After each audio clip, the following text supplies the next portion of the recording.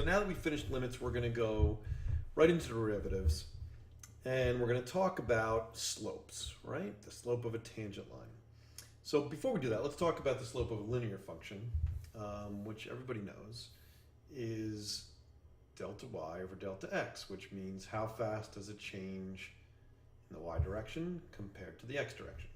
So a line like this maybe has a slope of 2, right, which we'll often write as 2 over 1. But the thing about a slope of a line is it's the same everywhere. So the slope here at x equals, let's say 7, and here at x equals 6, and x equals 5, and x equals 4, the slope is the same everywhere. But in real life, most functions, graphs, things are not the same everywhere. So for example, I may want to find what is the slope of carbon dioxide, the red here, at the year 1900, right about here. Okay? So it's not linear, so I can't take the slope everywhere because over here the slope would be 0, right? It's horizontal. But here the slope looks like it's something like this. And what this is this is a tangent line, right? A tangent line touches something at one point, at least locally. In other words, at least in a small domain in x. So the slope of this CO2 concentration in the atmosphere would be roughly equal to the slope of this red line. And the slope of this red line I could take by comparing, now this is CH4, but if I was taking the y values over here, right, we could take y2 minus y1 over x2 minus x1. So, you know, your delta y would be from here to here. And your delta x would be from here to here. Okay, and then the slope of that red line would be, or at least in this case, roughly equal to the slope of my orange carbon dioxide graph. So let's take a look at that in something a little more easier to deal with. Let's take a look at that in a parabola, right? So if I want to find what the slope is in a parabola, now it depends where it is. So here the slope is 0. If I was to draw a tangent line roughly at this point here, that would be a slope of 0. And of course, as I move to the right, so as x is increasing, the slope is increasing. So let's say I wanted to find the slope here at 1. Okay, well, what I would do is take a tangent line, which I conveniently already drew, even though it's not the tangent line I want. And I'll adjust it until it looks like it's pretty much the same on both sides. Right, something like that. Okay, so whatever the slope of that green line is, roughly is the slope of the red function at that point. At another point, it wouldn't be true, right? So at this point, I would need a much steeper tangent line, right? So I need a much steeper tangent line. Maybe something like that, and that's not, yeah, it's not bad. Okay, and I'm gonna slide it over a little bit. So the green line here has a slope of something, but the black line has a much steeper slope because as you move right, the parabola's slope changes. So as x in this particular side of the parabola, right, so in this area here anyway, as x increases, the slope increases.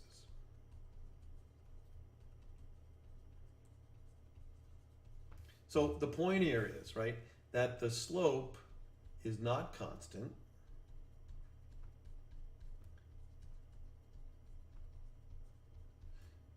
And it depends on x.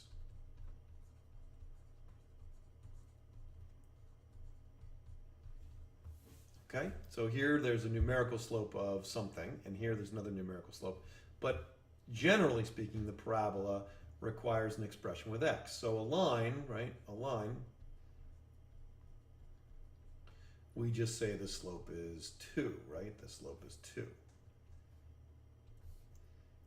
Okay, but a parabola, that's not going to be the case. So y equals x squared, it's not like a y equals mx plus b where we can just steal the slope, right? The slope is changing. So the slope is going to equal something, and some of the notation we use, for example, is y prime, is going to equal something with an x in it. In other words, if the more x you put in, at least positive x's here, the higher the slope's going to be. So it's not going to be a numerical value like this. It's going to be an expression. So our job is to find out what that expression would be, and how do we find that expression for any function, not just a parabola. So for a cubic, or a natural log graph, or e to the x, or sine of x. We need to be able to find the slope for any function. And we can't just sit here and line up tangent lines like this every single time. We want to do it algebraically. So just to answer the original question though, the slope here at x equals 1, right, at x equals 1, looks like it's about 2, because here's my delta y. My delta y looks like it's about 2, and my delta x here looks like 1, right? So I'm guessing, so my guess is about 2. And notice I'm going to put at x equals 1, because at x equals 2, it's much steeper, right? At x equals 2.5 here, or 2.4 here, the slope is much steeper. So I'm just guessing the slope is 2 at x equals 1. Okay? So we need to come up with a technique on how to find slope of curvy things, like parabolas. So in order to do that, I want to take a look at something called local linearity. Okay? So here I have 3 different functions. And there's a blue function g, a green function f, and a red function h. So what I'd like my AB students to do is to pause the video as part of your homework, and I'd like you to write down the equations of these 3 functions. All right, so go ahead and pause the video and write down the equation of these 3 functions. You get the slope, you get the y-intercept, write the equation. Okay, so I'm guessing that most of you did this, and for this function, you know it's got a y-intercept of 0, and the slope looks like it's about 1, right? It's up 0.001, this is delta y, right? Up 0.001 and across 0.001, all right? So I'm guessing that's a slope of 1. So it's probably, you wrote y equals x plus 0. For the green function, that's a real easy one, right? It's a horizontal function, it's passing through 0, so I'm guessing you all said y equals 0. And for the blue function, it looks parallel to the red function, so my guess is you said this was the same slope, but it has a y-intercept of 0.002, so plus 0.002. All right, well, you're wrong, and I don't blame you, because I would have done the same thing if somebody handed me this graph, but you see the scale here is really small, 0.001, 0.002. And this is the whole benefit of this, right? This whole issue of local linearity, which is when you zoom in really far, everything looks like a line, and everything almost behaves like a line, almost exactly. Or almost everything, let's say. Okay, so let's see what these functions actually look like. So let's go to Desmos, and let's take a look at what these functions actually look like. Well, you can cheat and look on the left, but watch as I zoom out, right? And that horizontal line, as you can see, is no longer horizontal. And you can see the red line is also starting to deviate from the blue line. And there you go. All right, and of course you can see it right up here. The red function is the sine of x. The blue function was a linear function, so we were correct. 0.02 is the y-intercept. And the green function was cosine minus 1. It was shifted down 1, otherwise we wouldn't have seen it. It would have been up here. So to get it to show up near the other functions, that's what I wanted to look at. Okay, so let's go back and take a look at it again. Now, the key here is, if you asked me what is the slope here, right, it actually is 1, okay? So the slope of sine of x, right, the sine of x has a slope of 1 when x equals 0. And we'll talk more about that in a future lesson. Okay, but by zooming in like this, right, by zooming in like this, we can approximate it. In fact, it's so close that it's hard to see the difference here, because a little bit past this, it's not exactly 1. Okay, it's kind of curving down, right? A sine graph looks like this, right? So So something like this. That's current. So the slope is definitely decreasing as I move to the right. So even here, the slope is not 1. But here, the slope is 1. And if we were to draw a tangent line on the other graph, which I will go back to, well, I can't actually draw it on that graph, but we'll go back to it anyway. So if I was to draw a tangent line, this blue line here would be a perfect tangent line to the trig function, see? Because it would just nick it right there. Now I know it's not a true tangent line because of course it's going to cross this red line, but we're talking locally, right? It would just nick it right there. So this blue line gives you a good slope for the sine graph, and that blue line has a slope of 1, but only at this point. So let's take a look at how we can come up with a formula to do this, which is pretty genius. Okay, sorry about that. And we're going to start here on this sort of half parabola. So I've taken the same parabola, y equals x squared, and I've zoomed pretty far in. We didn't zoom way in like before, but we've zoomed pretty far in. And I want to confirm what we think we know, which is I want to find the slope right at this point here, right? So what is the slope when x equals 1? Okay, well, I can draw a tangent line, and I can sort of do my slope formula from algebra 1, and I can say, well, y2 minus y1 over x2 minus x1, right? And if this point is 1, 1, and I try to plug it into this formula, and I try to use this point as the only point, of course, for the slope, because I don't want to use another point over here, I'm going to have a problem, right? I'm going to get 1 minus 1 over 1 minus 1. And of course, I can't have a 0 in the denominator, so this doesn't work, right? So I can't use a single point as a slope. So what I might do, now this isn't the best way to do it because I could draw a line that would be close on both sides like we did earlier, but I could take a second point over here, right? Maybe we'll label this one. And I could say, okay, this point, it looks like 1.2. And of course, this would be what? If you plug 1.2 in for x, what would the y value be? Well, it's 1.2 squared. I'm not going to bother to figure out exactly what it is.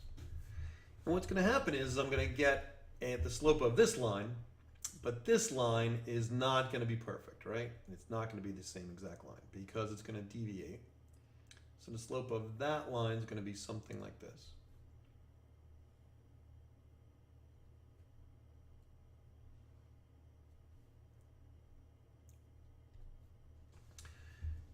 And that's going to be off. In fact, maybe question 2 that you guys can write down, my AB class, is would the slope of the black line be steeper or less steep than the slope of the parabola? So would the slope of the black line be steeper or less steeper than the parabola? And there's an easy way to check, of course, which is you can plug it in here. So it's going to be close, though, and we can use this to do y2 minus y1 over x2 minus x1, okay? And you guys tell me what that is and tell me how close that is to 2. So for homework, my AB students, let me know what this is. Okay, now, instead of using numbers that are far apart like this, what if we zoomed way in and we used a number really, really, really, really close? Let's see if that would be more accurate, okay? So that was our first try. Let's do another try, okay? And I think you see the pattern here, hopefully. So if I pick the point really, really close, right? So maybe this point would be 1.01. What would the y value be? Well, it would be 1.01 squared, right? It's sort of y squared, but I might call this, right? I might call this y of 1.01, right? Or better yet, what we typically use, right? We typically use is f, right? So if I call this function f, so if I just change this to be f, which doesn't change anything, but maybe it'll change by notation, right? So I could call this f of 1.01 because that's what we're going to actually use, right?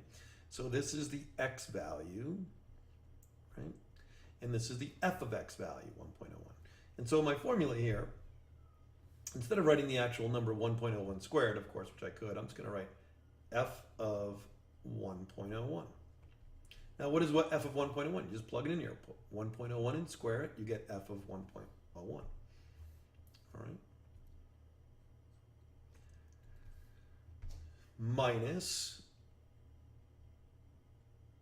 f of 1.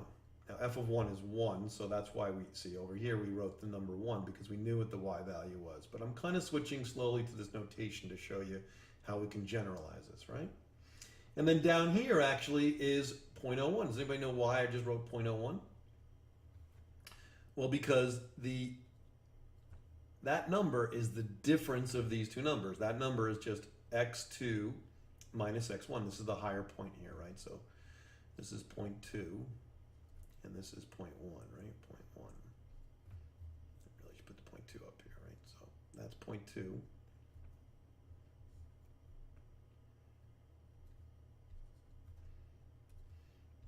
That's 0.2, and this is 0.1, right? So it's y2, if you want to write that here, minus y1. I want to keep that. I'm going to use a different color. So it's y2 minus y1. Of course, we're using f now. And this is, right, this is x2 minus x1. But really, you see, this number here is just a very small difference, right? A very small difference. If we were to zoom into this a little bit, if we were to take those two green points, right, and zoom way in, right, we are just going to say that this delta x is a really small number, right? This is delta x, in our case, 0.01, and, on a grid, and this is delta y, okay? And of course, the slope is delta y over delta x, but we can kind of cheat a little bit. So if we pick a really small number for the difference, we just can write that number in here. We don't have to actually write x2 minus x1 because we went from 1 to 1.01.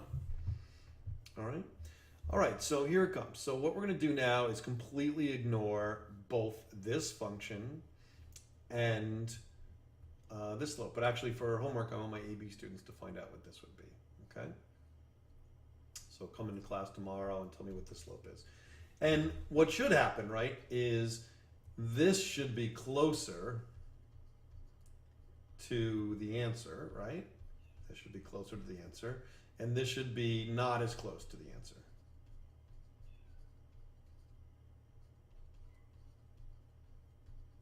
Now, be sure to use a lot of decimal places here, right? So be careful. You don't want to shortchange yourself and see no difference here, right? So we already kind of guessed that the answer is 2, and that is the answer. It's 2.0. And this is an easy function, so well-behaved parabolas are not great to show you why this is so important, right? But this should be a number a little bit above 2, but this should be much closer to 2. So make sure you try that tonight, my AB students, and let me know what you find out. Okay. But what if I wanted to find out exactly what it is, right? So what's happening is, and this is the real important point here, so stay with me.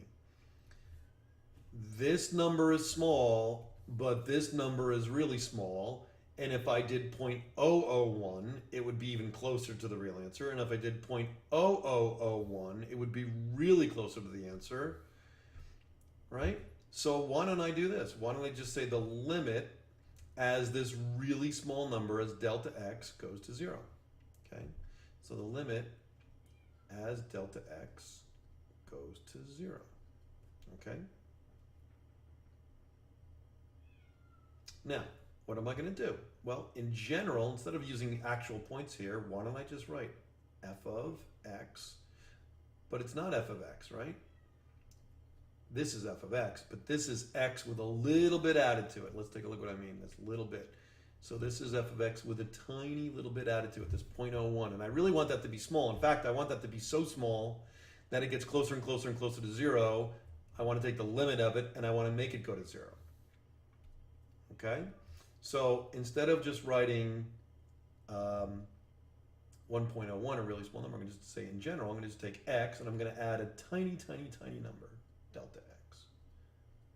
Okay? And then f of 1, this is the x. So like x was 1 here, delta x was 0.01, right?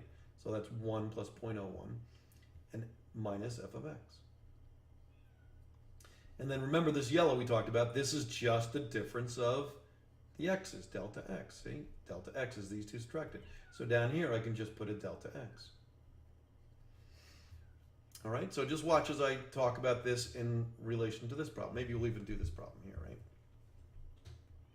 So this, let's take this example. This was 1.2, right? Because I used 1 and 0.2, right? 1 and 0.2, so it was 1 plus 0.2. 1 plus 0.2. This was 0.2. We didn't really show the work for that, but 1.2 minus 1 right here, right? 1.2 minus 1 is 0.2. And of course, 1 was the y value, or in our case, the f value now, when you plugged in 1 for x, right? So it's just the y value. All right? And that's it. That's the formula. And this thing tells you the slope because we take delta x as it approaches 0. So this thing, okay, m, I'm writing m, it's really the slope or the derivative, right? So this is formal definition of a derivative.